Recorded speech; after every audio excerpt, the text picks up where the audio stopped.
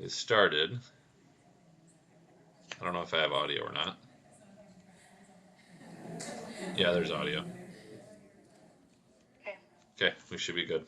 Okay. Text Troy to recording, please. Okay, love you. Love you. Bye bye. Bye.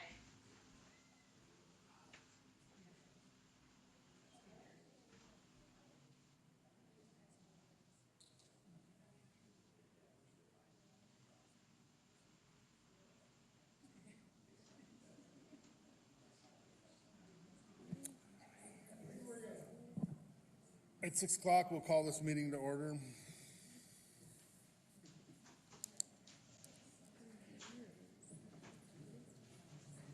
Mission statement, Allendale Public Schools commit to educate, inspire, and support all students. Amy, you have our roll.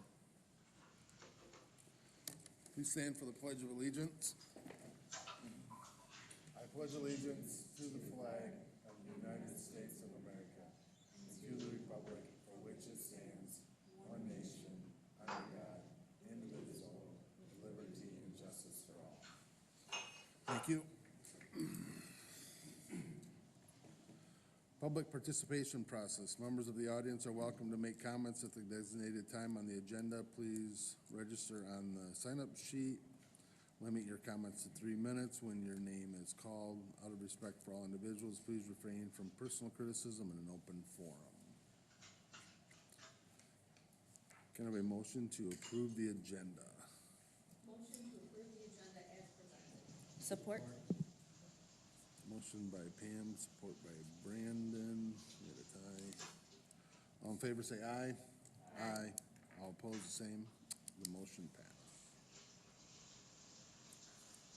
Public comment.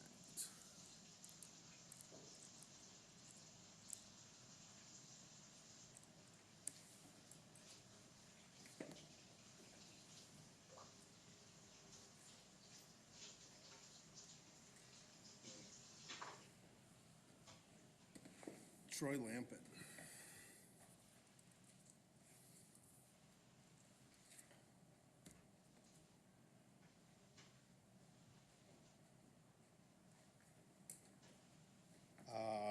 I'll keep it short and sweet.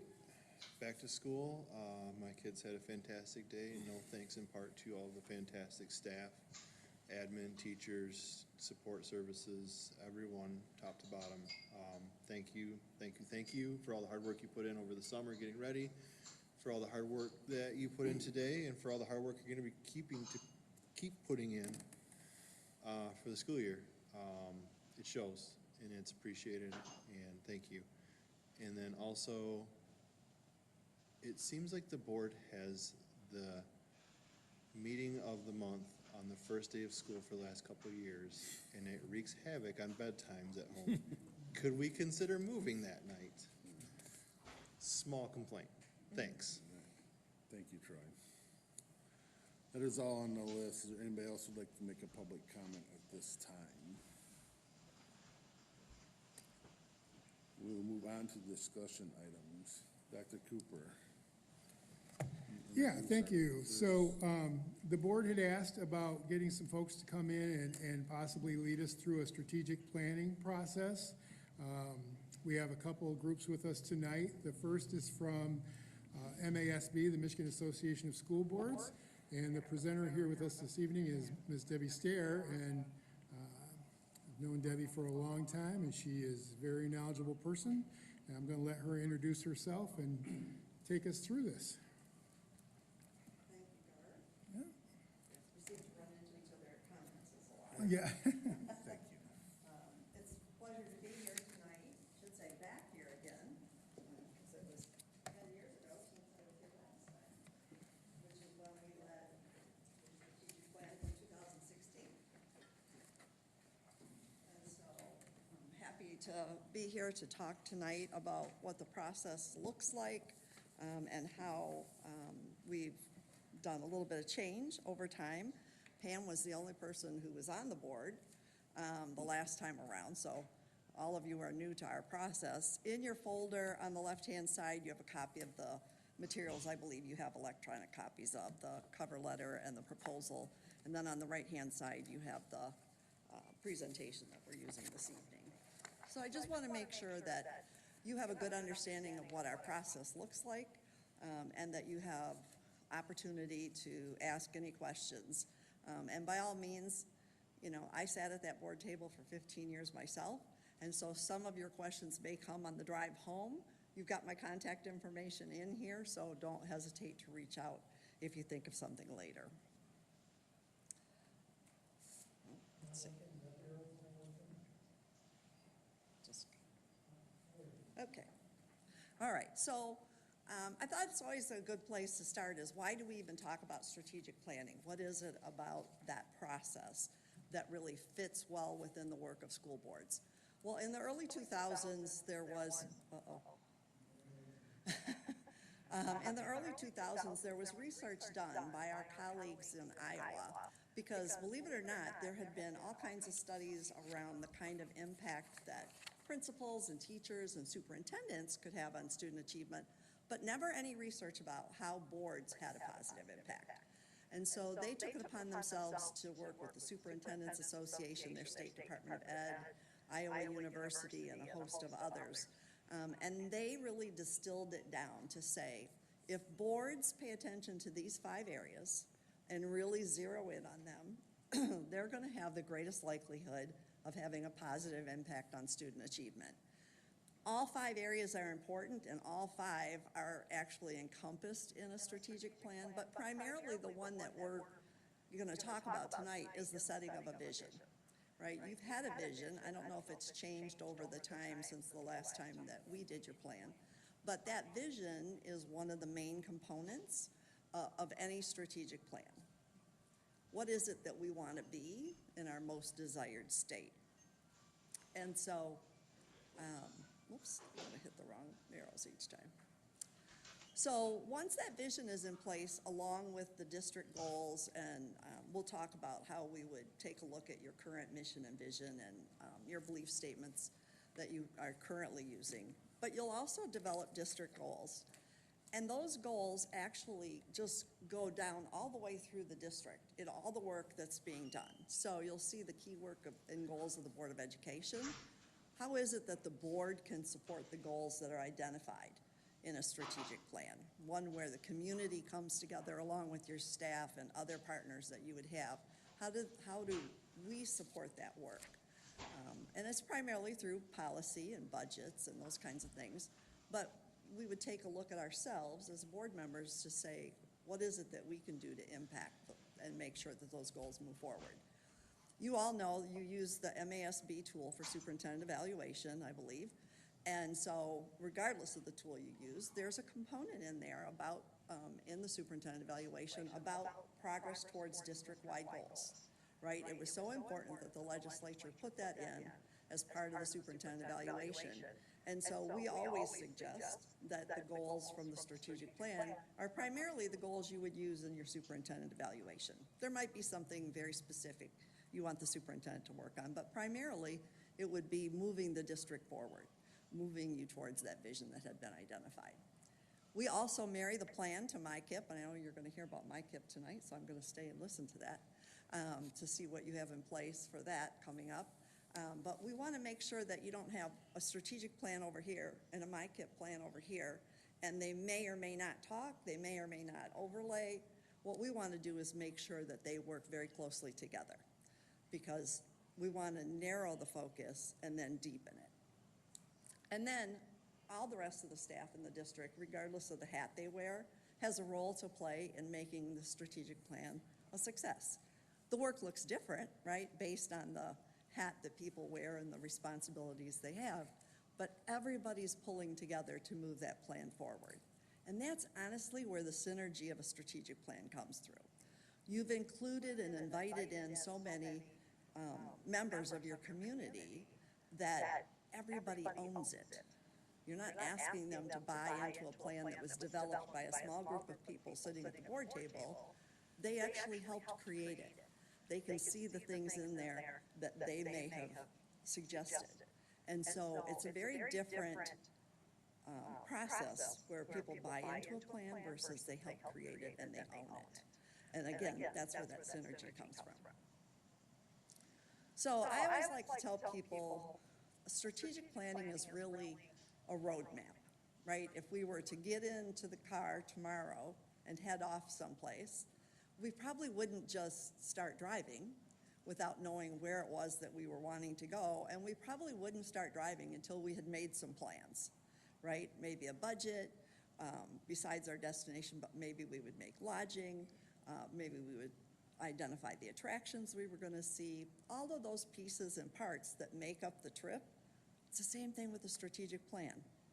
Identify a destination and then put a plan in measured steps in place to get there. And that's what it's all about. It's nothing crazy, secretive or odd. It's just a very laid out process. Here's where we wanna go. Here's how we're gonna do it.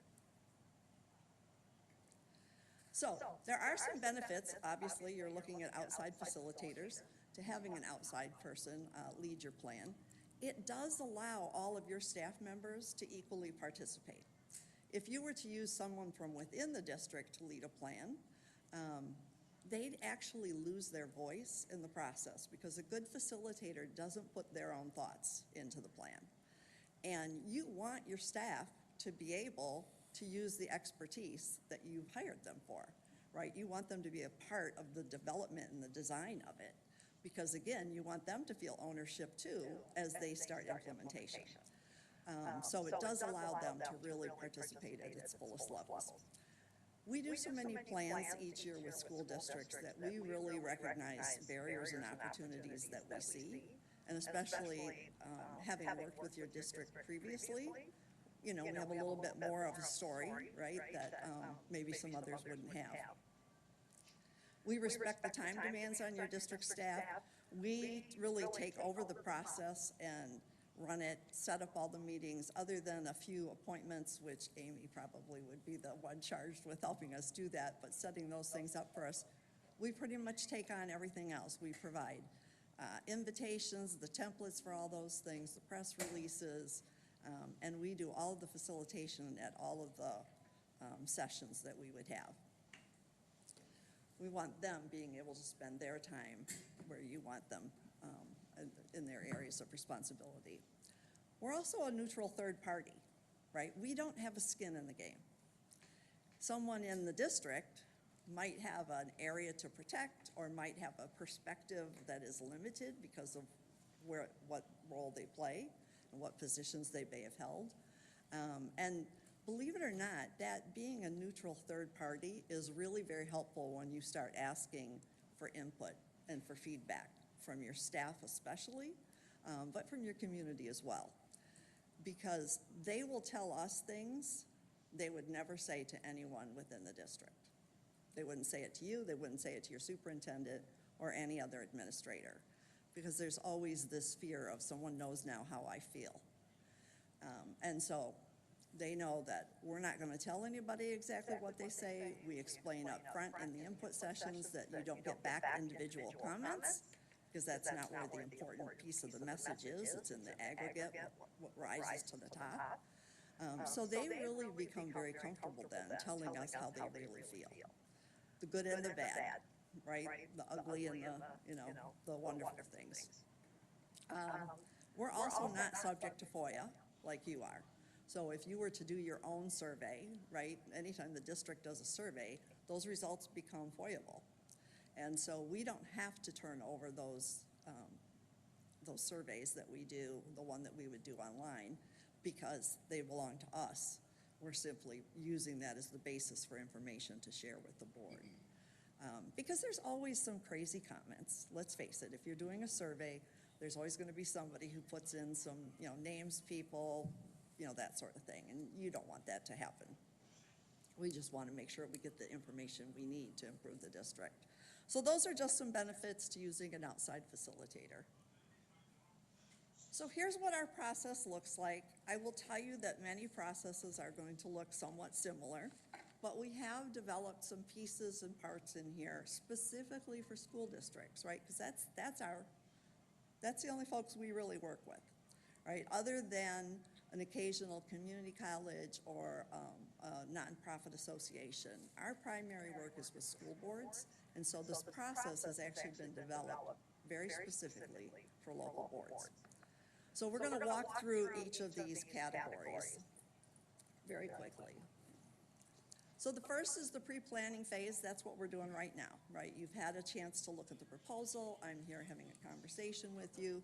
Obviously, if the board decides to move forward with us, then we would have some further conversation with your superintendent and board president, just making sure that we're all very clear about the scope of the process, and then start moving forward with planning dates for things, and also including you in the process of selecting 5 reference districts. So if any of you have seen the old documentation from the plan last time, we choose 5 districts from which to see data from.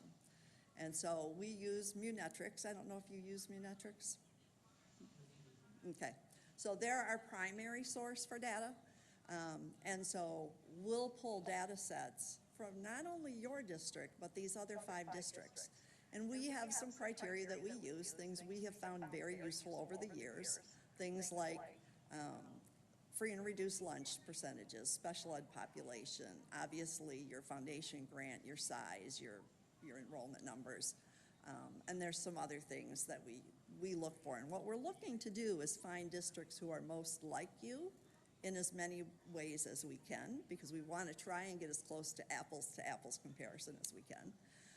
But then we also look at some other anomalies. Are you losing students to districts near you? Or are you gaining students from districts around you? Well, if either one of those is the case, then we might want to take a look at those districts to see, are students leaving or coming for perceived differences or reality, right? And so we pull all that data together. So you would have comparison data for those 5 districts. You would also have your own trend data in many areas, right? Because depending on the district, and each district is unique, the story might be in the trend data, or the story might be in the comparison data. And that comparison data also helps us to identify areas that we can learn from, right? If we have pretty much everything very similar in makeup, and yet either we're doing just, crazy better than them, or they're just getting results that we haven't seen, well, let's have some conversation about that. What can we learn? And if it's our data, how do we use that in other areas? If it's their data, we still have something to learn, right? And so it's very helpful to take a look at those other districts and see what they have to offer us for information. So that's all part of the pre-planning. Once that's done, we move into the actual analysis and needs assessment phase. So this is where we're going to collect all this data.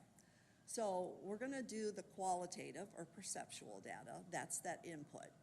We usually come out and do approximately 10 input sessions. Usually the first one is with the board so that you can see exactly what we do and how we might move forward depending upon the various groups we work with. Sometimes the methodology is slightly different just because the numbers are different. But we would work with you on your own input session. And then the other input sessions would be with your administrative team, usually a couple of different opportunities for your staff. We would want to meet with some middle school and high school students. And I say middle school very specifically. They didn't used to be part of our process, but as I said, we're always looking to improve it. And I showed up at a district one time where it was a combined middle school, high school, and there was some miscommunication. So when I walked into the room expecting to see 18 high schoolers, I had 18 middle schoolers, most of them boys. And I panicked just for a second, but I had 3 sons. I figured I could make it through the hour. What we found out, they are a font of information. Middle schoolers are paying attention to everything, right? They know what they didn't like or like, in the past few years, right, in their elementary years. They're always looking forward ahead. And no one has taught them to have a filter yet. High schoolers learn to have filters, right? And so the information that we garner from those middle schoolers has really been very eye-opening, and they are usually right on. Like, it's amazing how well they have the district pegged. So it was a happy mistake, and after that we decided to keep it in the process all the time. And so they're a main component. We'll also do community sessions. We'll talk with your superintendent about, are there other partner groups that you would want us to meet with? Do you have a district-wide parent council where you have leadership, union leaders, whatever the groups might be? And again, every district's a little bit different in their makeup and how they work with other organizations, and so we work that out. We will also do an electronic survey. Exact same questions, doesn't matter how you participate. I will tell you that probably about 2/3 of your input will come from the electronic survey. The number used to be much lower before COVID, but since then, people are just very comfortable about going online and providing their input that way. Now, we still like to hold the input sessions in person because it sends a message to the community and your staff that meeting with them and hearing them is important to you. And it's also an opportunity for us to get to press for clarity. When they fill out the online survey, all we get is what they wrote, right? And sometimes that leaves us to have to interpret some things. But when they're in the room with us and they make a comment, we can say, tell us a little bit more about that. What did you mean by that, right? And so we can get a little bit more information from them. So again, about 2/3 though will come from that electronic survey. We also hold a virtual session or two at the end, kind of like a makeup for everybody. Obviously, we didn't used to do those before COVID either, but we learned that some folks, although they want to talk to people, they don't necessarily want to come in, right? And so we want to give them every opportunity to share their feedback about the district. So then I mentioned that other data, that hard data, those reference districts in your trend data. So we collect the data in pretty much these 4 areas. So demographics and enrollment, student achievement, finances, and personnel. And like I said, most of that data comes from Unitrix, but we have some other sources that we use as well for some of the data that we found useful. So your facilitator is going to take all that information, right? The qualitative and the quantitative, because you need both pieces to tell a complete story for the district. And we would come together with a planning team retreat where we would hope that all of you would participate. Normally, we ask for a total of around 45 people, and we usually work with the superintendent to identify who those 45 should be, but we do like all the board to participate. We want you to have an opportunity to have some really good proactive conversation with staff and community members in an appropriate setting. And so it's a full day, 8 hours. If we do our job right, you feel 2 things at the end of the day. You feel exhausted because we worked really hard, and 2, you feel exhilarated because you feel really good about the work and the conversations that took place that day. These are just some of the activities that happen throughout the day because it's not a sit and get day. It's interactive all day long with the good deep conversations with your colleagues and your community. This is where we'll present that data and use it to help us formulate a plan. From there, oftentimes that's where most strategic planning processes end. You identify a mission, a vision, belief statements, and goal statements, which we would do in that retreat, and then they hand you back the plan and say, good luck with that. And what we've found is that districts need just a little bit more support to sort of push you off the block, to get you to move. Because what we don't want to have happen is that you take all of this time and effort and energy of people, and then it just becomes a project that sits on a shelf. Because then those community and staff members are going to say, see, I don't know why they bothered to include us. They didn't do anything with it anyway. So it's really important to make sure that we get that plan started right away. And so we come back and we work with some key staff members. This is our implementation planning meeting. It's about a 5-hour meeting. We work with the superintendent to identify the folks who should be in the room. Now, there won't be any community and there won't be any board members in the room because we've moved from what we want, which is board work, right? That's what we do at the retreat, to how we're going to get it done, which is staff work. And so your superintendent normally identifies somewhere in the neighborhood of 12 to 18 people, likely those who are going to be charged with implementation responsibilities. And then some key leaders in the district. There might be a union rep there. There could be, subject area representatives. it really is just, again, the unique makeup of your district, of who's gonna be in that room. But most of the time, it's likely those folks who are gonna have those responsibilities for moving the plan forward. This is where we take the great big, oh my gosh, here's this wonderful vision, but now what?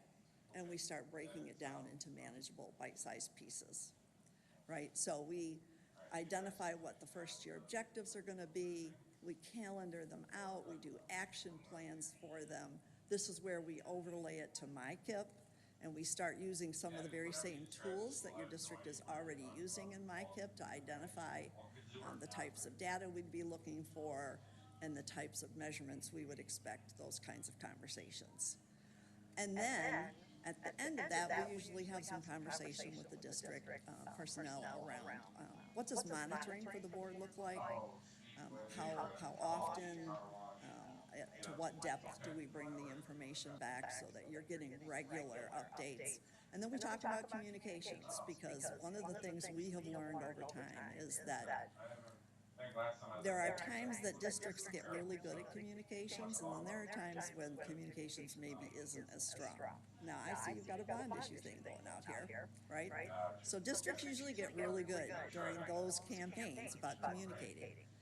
But just like a bond campaign, it's important for you to let people know this plan is moving forward, that this is something that they invested their time and energy in.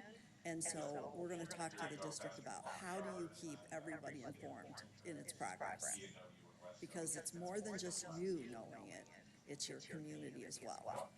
Again, they wanna make sure that what they've invested in is moving, and not just the next thing that they're gonna outweight, right? Which is sometimes what we'll hear from staffs. Oh, this is just the next thing. You know, this happens every so often, and we just outweight it. Nope, there's not gonna be outweighting this. We're gonna move it forward from day one. Then we move into the final phase, which is documentation. This is where we're gonna provide you with all the documentation from the plan. We're gonna give you all of the work product that was done the day of the retreat.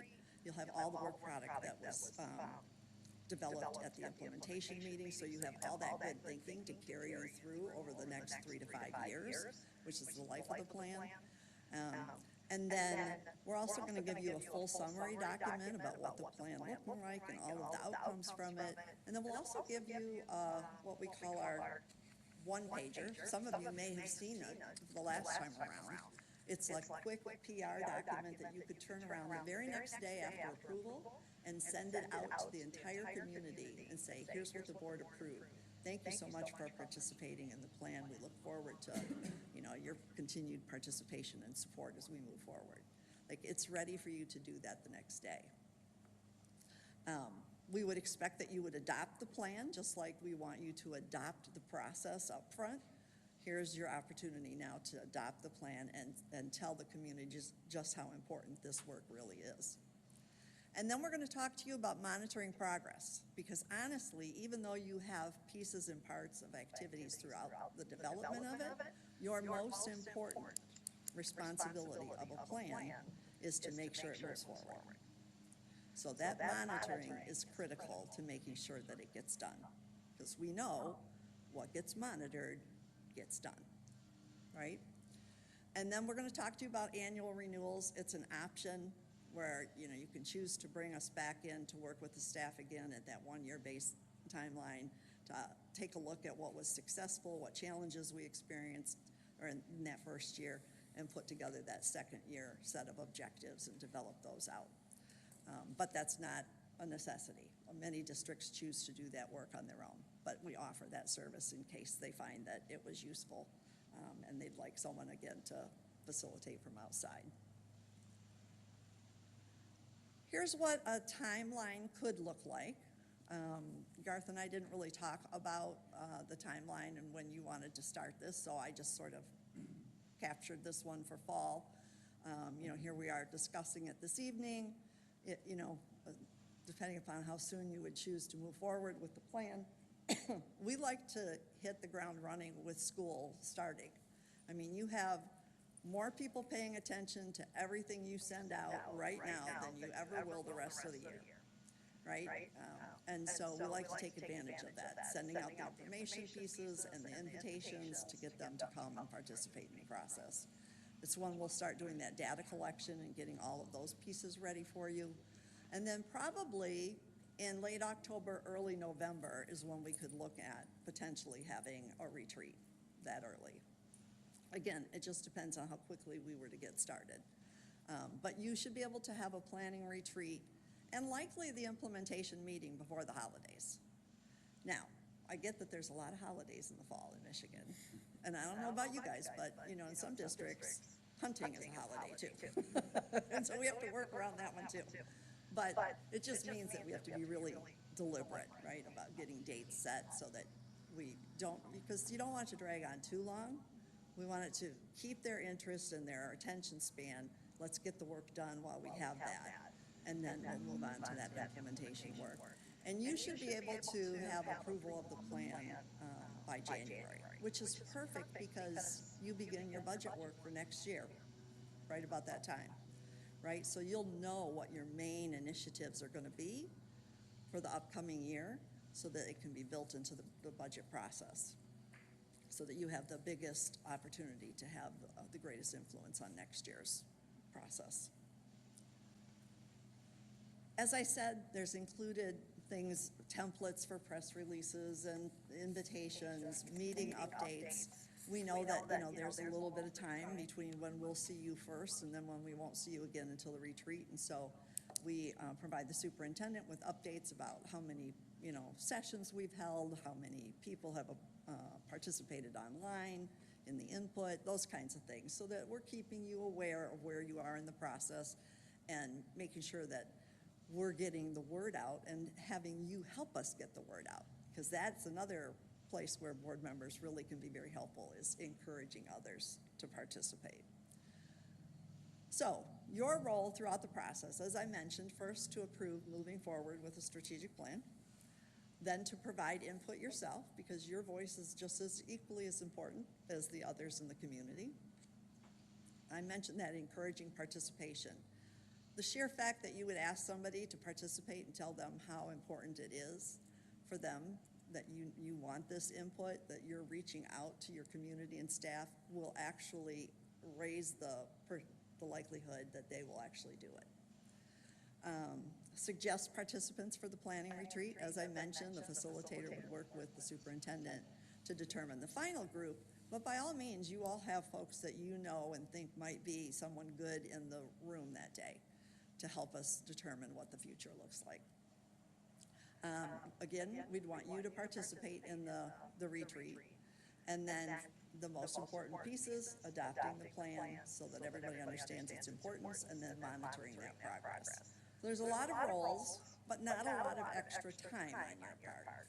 It might look like a lengthy list, but you're already doing some of this work. It's just a matter of being more deliberate about how we put it together so that your community knows what you're doing and why. So with that, I'd be happy to answer any questions that you might have, something maybe that I didn't cover or that maybe you just would like a little bit more conversation about.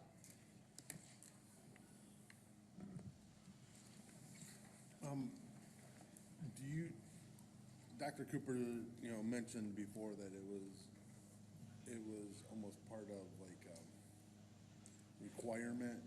Do you know like the percentage of schools that are still doing this lengthy process? Or is everybody doing them? Well, there's no requirement to do a strategic plan. There is a requirement to have district-wide goals. So there are some districts who choose to just set annual goals. It's not a best practice, but absent a comprehensive look at the district, then that's certainly better than nothing, and you have to have those goals because of the superintendent evaluation. So I heard you say lengthy in there. I would say that it's not lengthy as it used to be. So for one thing, strategic plans used to last. People would come out and say, oh, we're going to have a plan for 10 years. Not anymore, we aren't.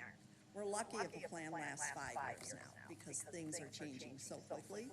And so we're very cognizant of that fact on the long end. And up front, we want to compress it down. That's why we're only looking at about 3 months, really. And if you get much shorter than that, you're going to actually have people saying, oh, I didn't hear about it. Nobody told me about it. I didn't hear about it until it was too late. Like, you can shorten it too quickly, and people don't feel like they had an opportunity to participate. So it's pretty measured out and really laid out well based on the attention span of our communities. Does that make sense? Yeah, yeah. Thank you. Thanks, Debbie. I think that's a lot for the board to digest, and give them some time, and we'll reach back out after they've had time to think about. You gave them your contact information, so if they have questions after this evening, like you said, maybe Okay. driving home tonight or Yeah. tomorrow morning reflecting.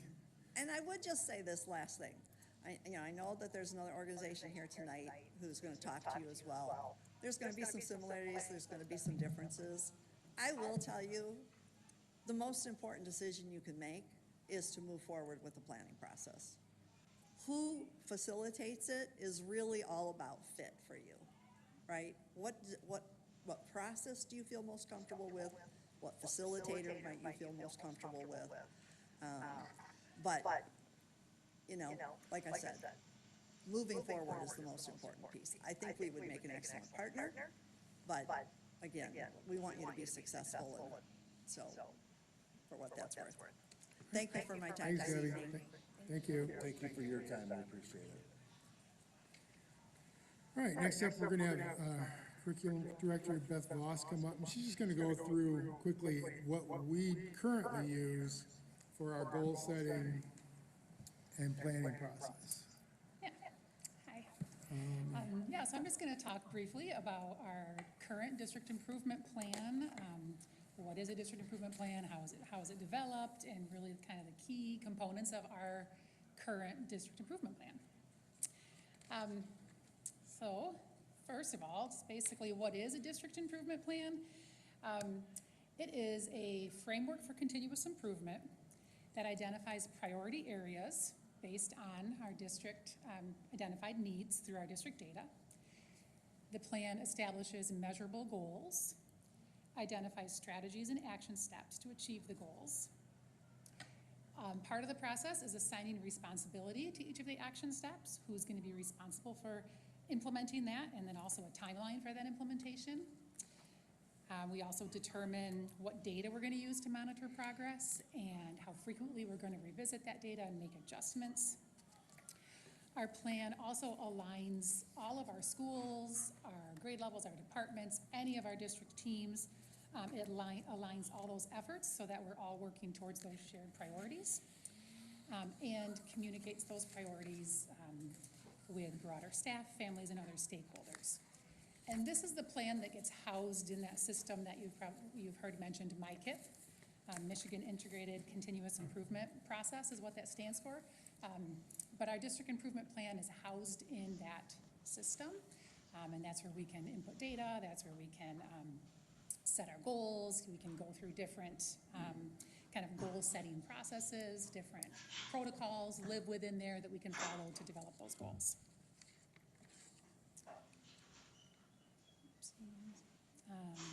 Our current district improvement plan really has three main goal areas, or kind of three main buckets, we refer to them as. Two of them relate to MTSS, which you've heard a lot about MTSS over the last few years.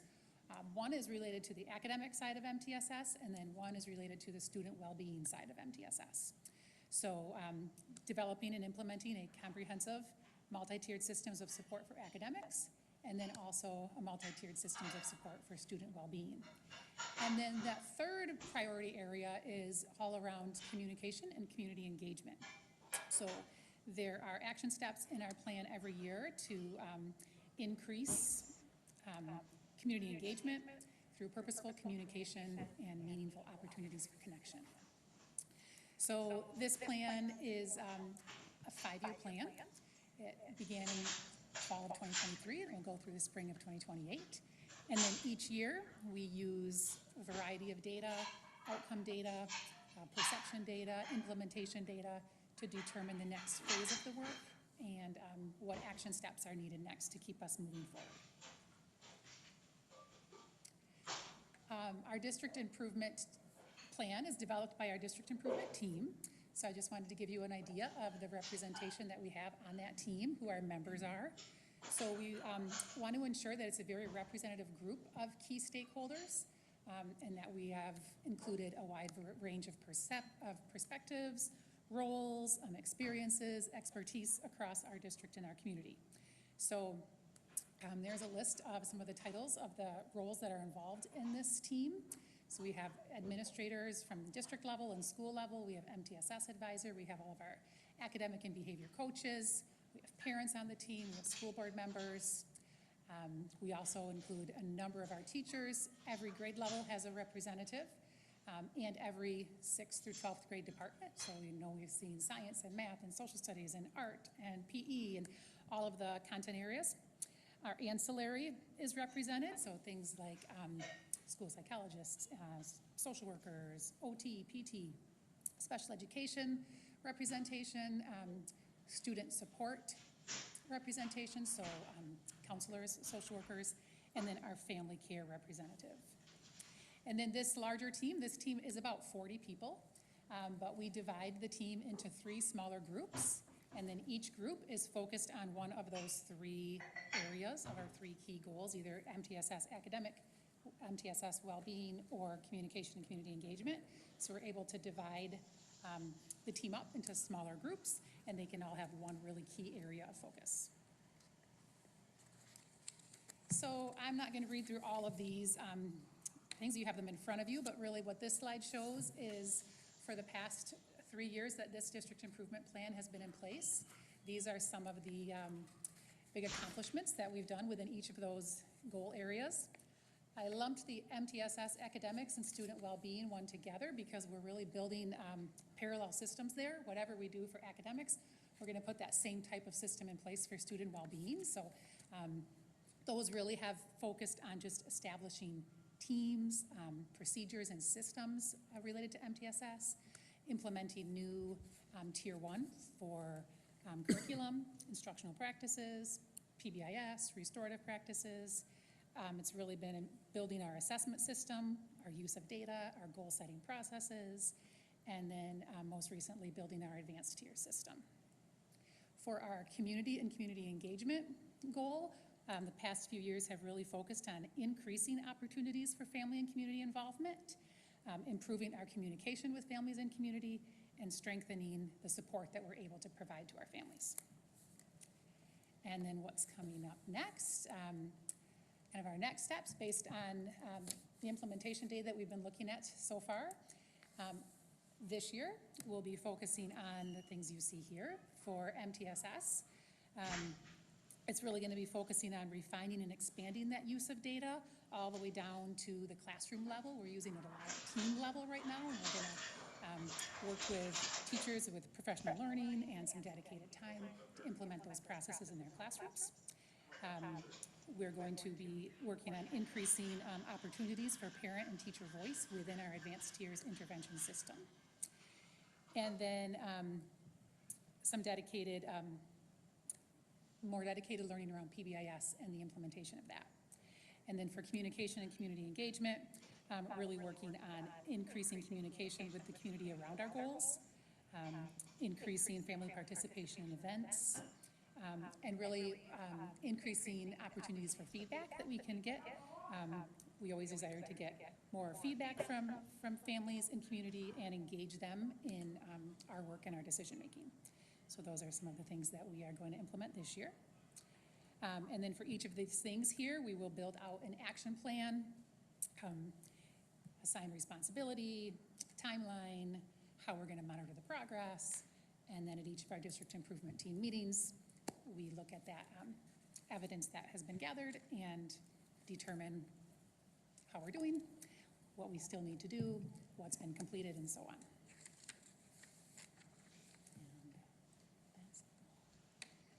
Any questions for me? So we talked about the results last year, or in our last meeting, the August 11th board, and Yep. the audit and the perfect score Yep. and the significant improvement, which was great. So again, really appreciate all the effort and success you guys have had with that.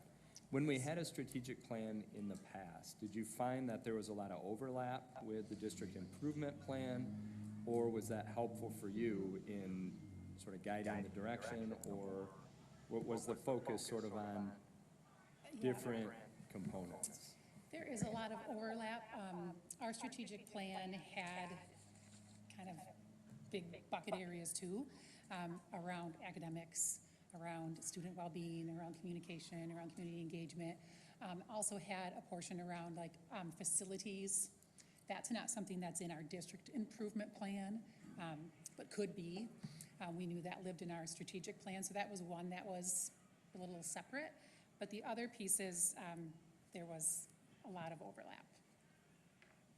Was there value for you guys, for your team, in having a third party, sort of an outside entity to level set with, or was there? I wasn't the curriculum director at the time when the last strategic plan was set, so I wasn't part of that retreat and that whole strategic plan developing process. So when I stepped into this role a few years ago, that had already been developed, so I can't really speak to that. Mhm. Okay, thank you. Thanks, Beth. Thank you. All right, let me switch over here.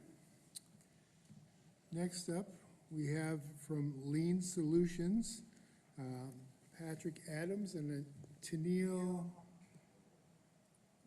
Woodward. Sorry, I forgot your last name. Oh, I'm gonna start the slideshow. That'll make it easier for you, Patrick. There you go. Now you are in the driver's seat. Perfect. Well, good evening, everyone.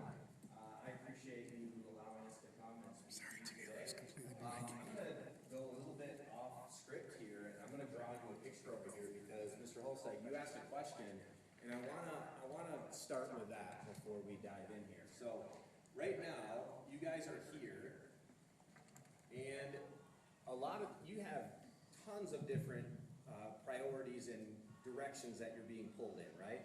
You have the community that's pulling you this way. You have teachers and faculty. You have state, federal mandates and different things that are pulling you this way. You have, Dr. Cooper pulling you this way. All kinds of different things happening, right?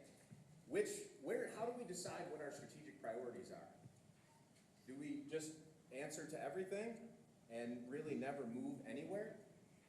Or do we establish a vision, a strategy, strategic plan? I didn't go to Allendale, so my spelling isn't strategic plan. Or do we have a strategic plan in place that gives us a very specific direction that allows us to determine when all of these different things are pulling on us, which decisions do we say yes to, which decisions do we say no, or maybe not now, and which decisions, which I would argue are the ones in here that we prioritize so that we move closer to meeting that strategigic plan. And that's really the value of having a really, really good strategic plan. So that every decision that you make is made to move you closer in the direction that you want to go as a district. So I want to just give you a little bit about Lean Solutions before we talk about our approach. But Lean Solutions is a local training and consulting provider, and we work with organizations all over, from small nonprofit, small businesses to secondary, higher education, and up to billion-dollar corporations. Some of the companies that we work with: Domino's, Hayward, Amway, State of Missouri, University of Arkansas, just to name a few. Patrick, I'm so Yeah. sorry. We do live stream our meetings, and we do have people online. Oh. And so if you're not by the Stay microphone, over here. they're gonna have a hard time hearing you. I Sorry. have a hard time sticking You to the can mic, shuffle a so I'll little do my bit, but best. I just want the folks online to be able Thank to you, hear. thank you. Yeah. No, that's a good point. Okay, so just a little bit about myself. I have the opportunity to serve as the CEO and executive lean coach at Lean Solutions, and I also teach undergrad and graduate level for the University of Arkansas. And I have 3 Allendale Public School students, well, 2 that have graduated and 1 that's a senior this year, so local to me. I want to introduce Dr. Tennille Woodward, who is one of our strategic partners for this project, and let her introduce herself as well. Nice to meet you all. I'm Dr. Woodward, doctorate in Educational Systems Improvement Science, because this work is super important. I started off as a financial auditor for Arthur Andersen, worked as a senior systems analyst, and then spent 21 years in K-12 education, 9 as a principal, 6 in central office, most recently your neighbor to the north. So lots of different places, but this is super important work because, as Patrick said, if we're moving closer toward that North Star, then that gives you the opportunity to say no to some things, because we all know our plates are overflowing. So I have a question for you. When is the last time that you made a decision, and after you made the decision, you really wished you would have had more information to make that decision? Can you think of a time? Earlier today, maybe? First day of school, you know, all the things that we learned. So one of the things that we want to support Allendale with is, yes, a strategic plan, but also a strategic execution system. So developing a dashboard of information. So as board members, you get questions from the community. When they ask you a question, where do you go to get that information?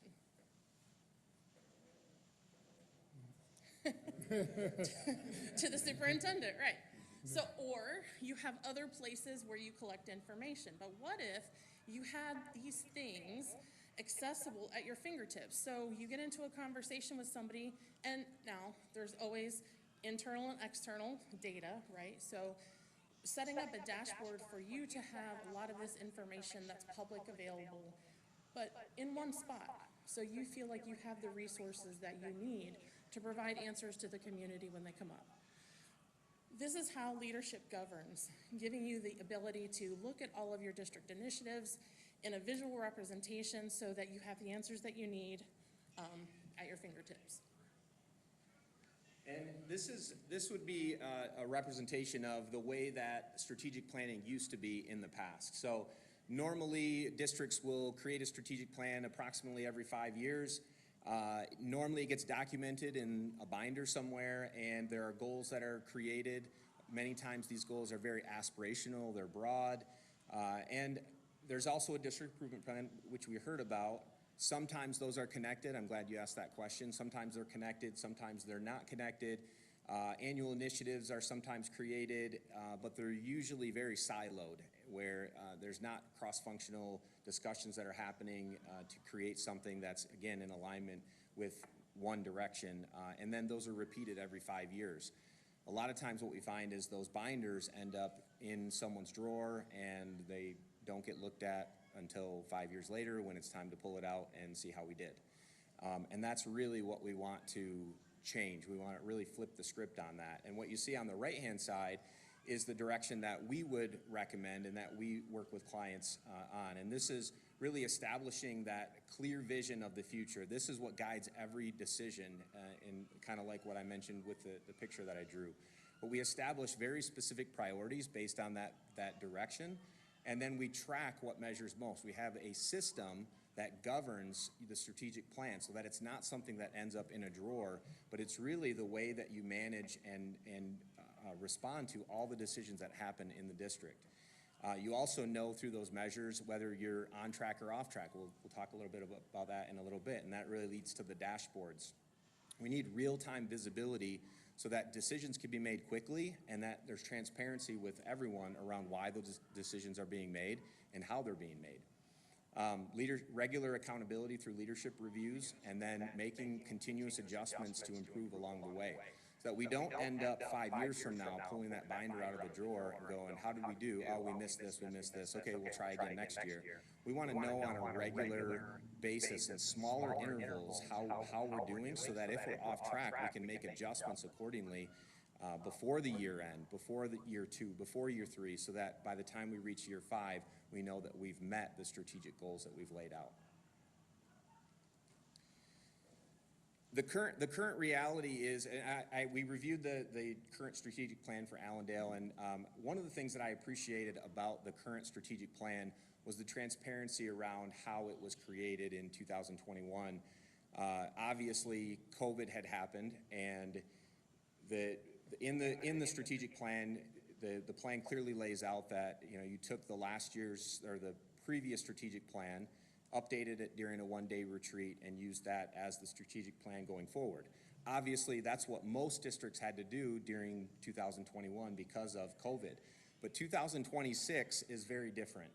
And I think we have to approach it in that way because there are so many different challenges that you're faced with on a regular basis. Not just with artificial intelligence becoming very prevalent in every aspect of our lives today, but when we think about enrollment shifts, student well-being, workforce challenges, school of choice now being a very big issue, funding pressures, I mean, all of these different things are coming at the district in a very fast manner. And the question isn't whether these challenges exist. The question is, do we have a system in place that helps us to prioritize these so that there's clarity in how we make decisions, and we know that we're going to get real measurable results with the challenges that we're faced today. And I love that we just talked about how decisions are being made, and I appreciate Beth's focus on the current district improvement plan because it talks about when we make instructional decisions, we want that quick data to very quickly pivot if we need to. We have a group of students in front of us. A teacher wants to know, these are the things in my toolbox to make that pivot. We want to replicate that agility across the district. So all areas of your district, whether it's financial, operational, has that same information-driven ability to pivot. That's what a high-performing district does. And also, we want to make sure with that strategic plan, with that alignment across the district, that we are able to, a great strategic plan is as much about what we do as it is about what we say no to. There are things, you have all of these priorities, their plates are overflowing, and yet there's still more coming, right? With a great plan and a great system, you can look at those things, as we've talked about, and say, no thank you, not now. Of course, there are going to be some things that come from different places that's not an option, but to the point where we can help our staff focus on what's most important, the closer we'll get to that North Star. So currently, we are having a challenge, right? So Patrick mentioned he has kids in the district. I mentioned that I live locally and have worked locally, so we're familiar with how the district is operating at the moment. Probably not to the intimate details that our administrators and our staff are. But one of the things that it might look to the community that our transportation challenges is a bus driver shortage. That could be the root cause.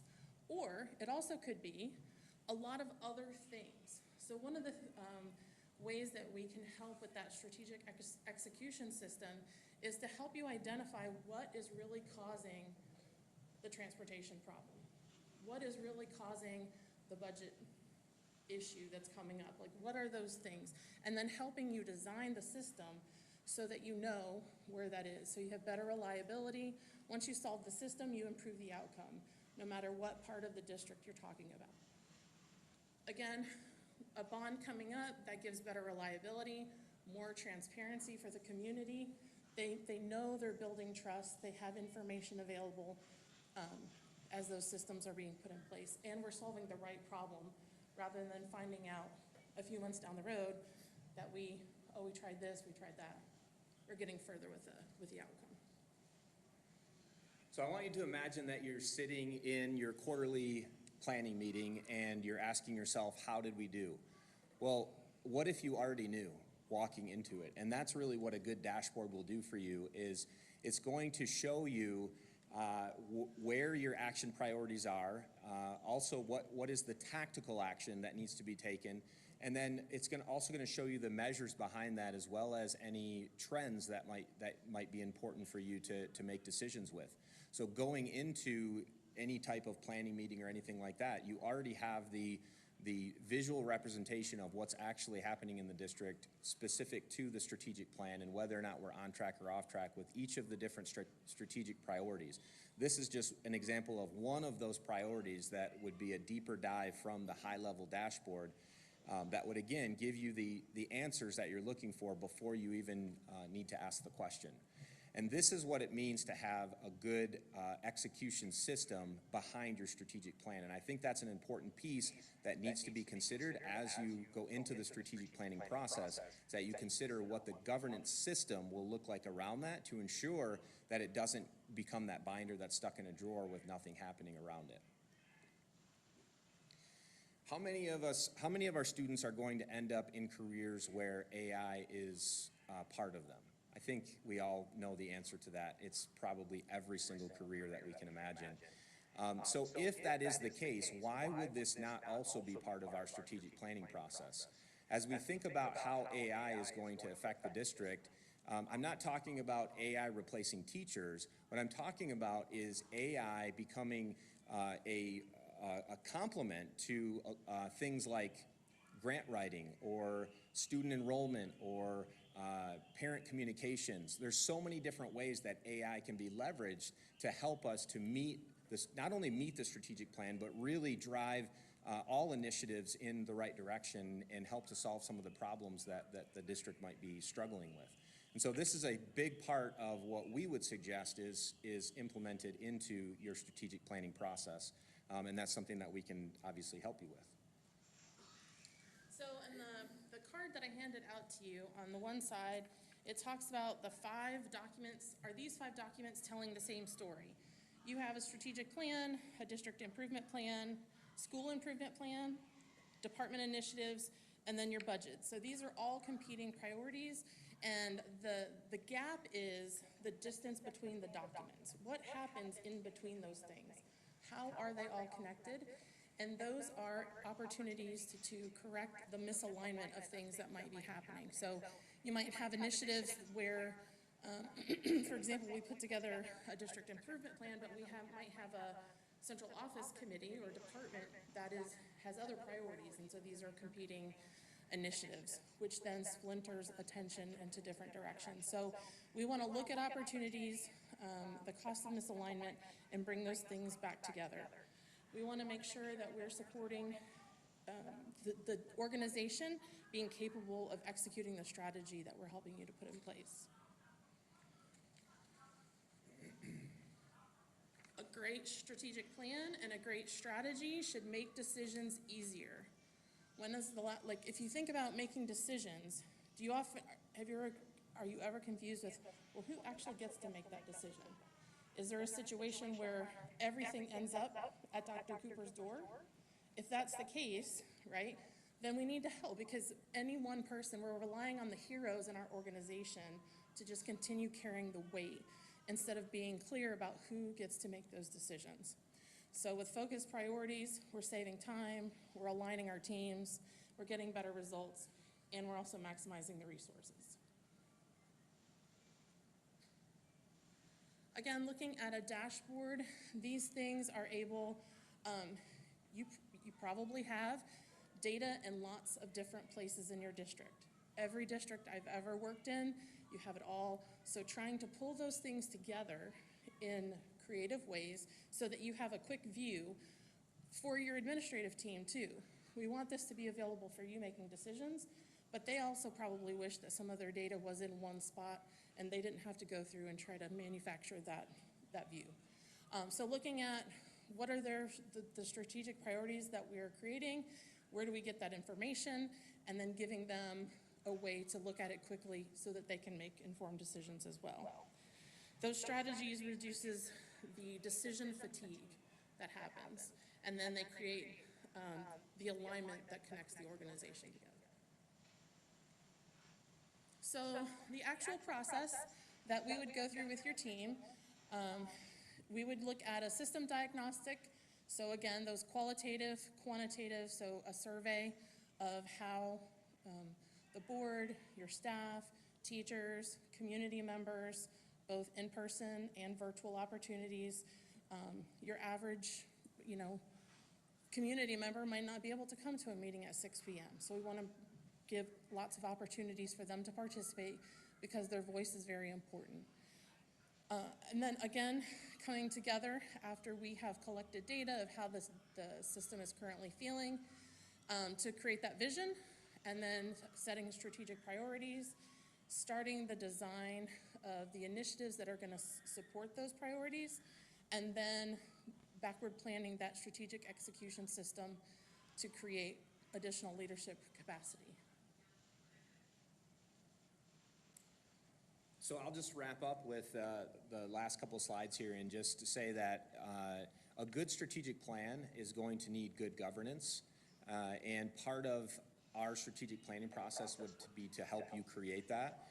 And good governance is going to give you clarity. It's going to give you a clear vision of what the future looks like and the ability to make decisions based on the right data versus maybe stale or no data. And so that's really what we're looking for, is to help you to develop a good governance system that can help you to achieve that strategic plan and align all of those other priorities with the strategic plan.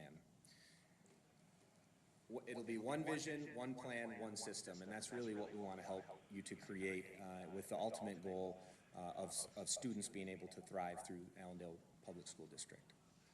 So with that, any questions that you might have for us? Unlike the dashboard, where's the data coming from? Obviously, with anything, bad data in, bad data out. Yeah. Kind of curious where that would, I guess the inputting of it more than what data. Right? Sure, I mean, we sure. got all kinds of data, but, Yeah. you know, I mean, because you put it in one way, it could look really bad. You put it in another way, it looks really good. Yeah. So we have a really great team that will help establish what the output looks like and where those inputs come from in the best way. Again, I think that leveraging AI and allowing AI to help with some of that versus manual inputs is probably the best approach. But until we dig into, you know, the systems that you're currently using and where the data is being pulled from, it'd be kind of difficult to determine what that would best look like.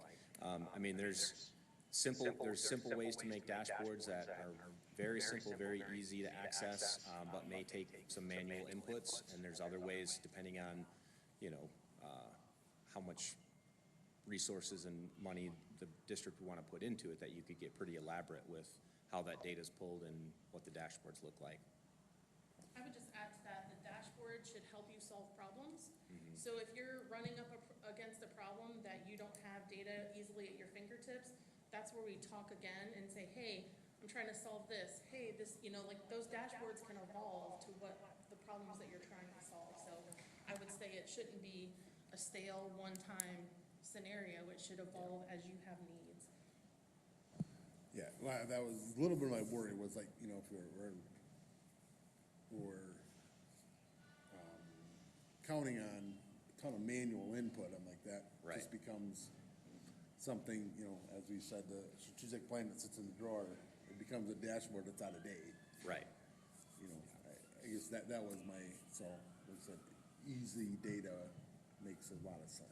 Yeah, and those are things that we would definitely take into consideration in working with the board and the just understanding some of the constraints that you have and what's the best approach to get you the right data and make it transparent and be able to make decisions from that. Well, my first question was going to be, what operating system is the dashboard on, but it sounds like the dashboard isn't something that's created. It would be created based on your needs. Yeah, so is it a current operating system? No. So there's not a dashboard currently that we could view in operation. Oh, yeah, there's plenty of them. I mean, I can share a couple different districts that. So, yeah, what system would that operate on then? So there's different systems that are out there. I mean, you could create a dashboard with just Google Docs in a super simple, low-cost way, $0.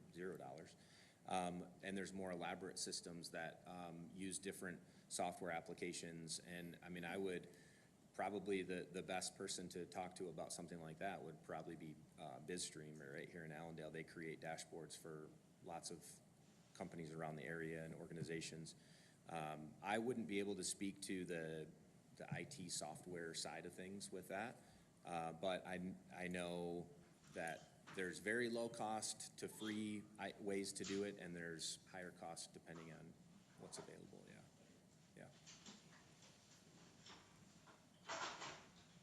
Okay, thank you so much for coming out tonight. I believe that the intention of the board was to hear the information this evening, take some time to digest it, and then revisit this conversation at our September board meeting. Thank you. Glad it worked. And so that will be the plan. And again, Patrick and Dr. Woodward, if they have questions in the interim, they have your contact information. They can reach out as well. Awesome. Okay.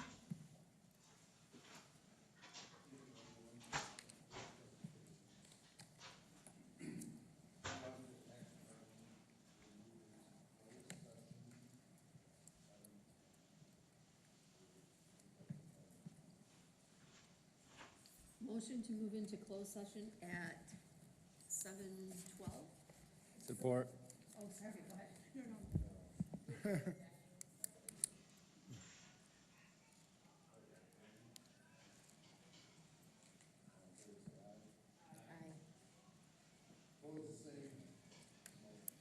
Okay, we will be back. As always, a reminder, we continue to live stream while we're gone, so you're welcome to stay, but you are on camera, so just a reminder.